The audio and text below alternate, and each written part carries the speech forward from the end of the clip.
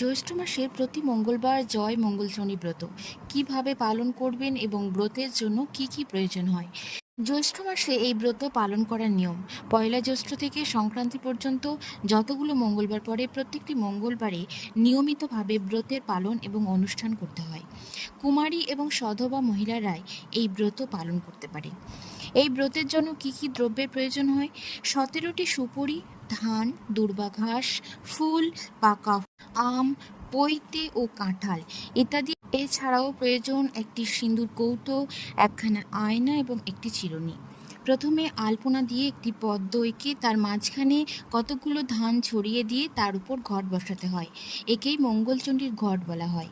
ওই ঘটের গায়ে সিঁদুর দিয়ে স্বস্তিকের মতো দুটো মূর্তি এঁকে দিতে হয় এবং ঘটে জল ভরা থাকে, তার উপরে রাখতে হয় দুটো পান আর একটি কলা।